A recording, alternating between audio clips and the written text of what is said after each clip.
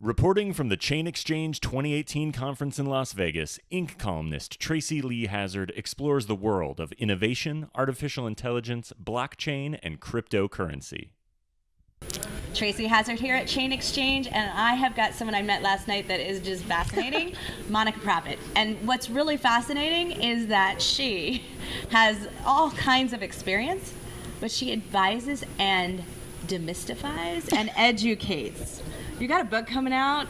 That's true. I got a book, Blockchain 101. Blockchain 101. Yeah. I want the preview copy because I totally want to read that. I still feel like I thought I knew what it was, and I need more education. So, well, you know, I can either talk all in depth in crypto with people that are already in depth in crypto, or I can't even tell my family what I do. So I realized, how am I going to tell my cousins what this blockchain thing is? Your mom, so she knows what you do. Exactly. There's even a dictionary in it, like commonly used terms.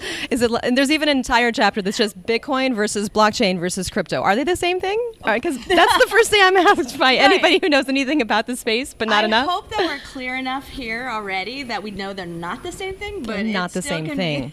I'm glad you clarified that. So yeah, actually, let's just touch on a couple of those things because you advise a lot of businesses. So what are their biggest questions that businesses have about, like, should I be in blockchain? Should I be on, should I do this? Right. Should I be in blockchain is a big question. I think that many companies are going to be in blockchain over time, but it may not even show in the user interface. It may not show it to the end consumer. But right now, it's its own distinct piece of internet technology, and it's huge. It's amazing, but it's really in its infancy. So people have asked, are we in the 1995 or 1999? Is there a bubble that's about to burst? And we watch these cryptocurrencies have volatility. So those are little bubbles that are coming and going, but the technology is fundamental. It, right? Yeah, I mean, blockchain itself, that technology is not going anywhere. The old question of is it on a database is going to be replaced by is it on the blockchain very soon in all aspects of business. So you have a lot of experience. So on the real estate side and business advising. So tell us a little bit about how you got started in I'm about to say Bitcoin, but it could be any cryptocurrency, right? Right. I'm assuming because you've been doing it long enough, it was Bitcoin. Yes, it did start with Bitcoin, the grandmother of all cryptocurrencies, she'll be called, I imagine. But, the way I got started was actually, I was thinking about securitizing real estate before we had the technology, blockchain, to really enable it and make it easy to go to scale. So I lived in an apartment building when I was 25 years old with all of these other artists. I was a working artist at the time. And we always lived with this kind of threat of we're gonna lose the building. The building's gonna be sold. Look at the skyscrapers going up around us. And it was owned by the Diller family. It was the Diller Apartments, used to be the Diller Hotel in downtown Seattle. Beautiful old historic building, and we loved it. But we were always wondering when they were going to tear it down. Yeah.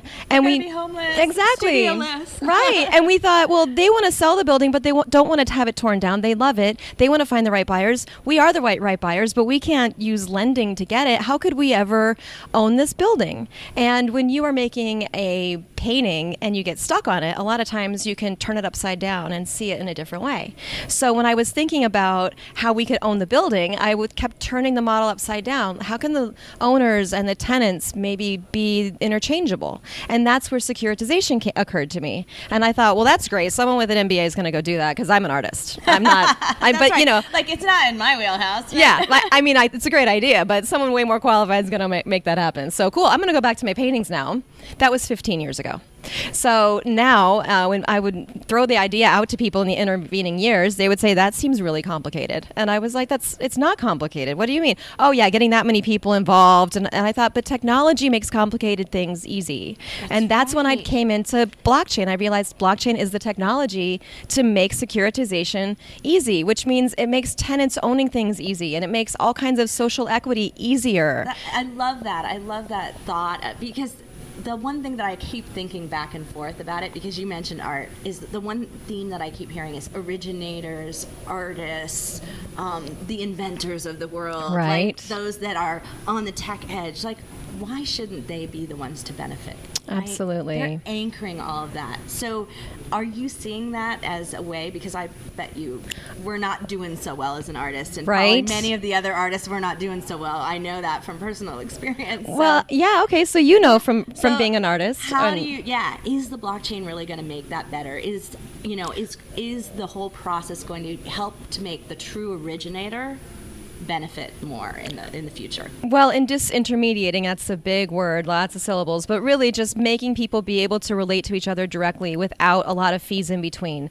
That means not having to have a broker to sell things and buy things and give a cut here and a cut there and lose many, many percentage points on every purchase or sale you make. So that's going to affect the entire economy. I mean, it's first trickling down into high-level fintech. That's why I live in New York City, and Wall Street has come to blockchain, and they come to every event, and you cannot swing a dead cat without seeing another blockchain event all the time. And it's because they realize the kind of massive value in saving through disintermediation. So, that's where it's first starting, but it is going in all directions. It's going to affect every piece of our economy. Absolutely. Yeah, well, let's go for that. Yeah, I know. right. I'm all excited about it too. So I am going to do a much bigger in-depth, because when your book comes out, we're going to want to really talk about Absolutely. it. And so we're going to do a big in-depth with Monika. But for now, this is Monika and Tracy signing off from Chain Exchange. Thank you. For more on Chain Exchange, Tracy's guests, or her Inc. articles and column on innovation, please go to feedyourbrand.co/CXC.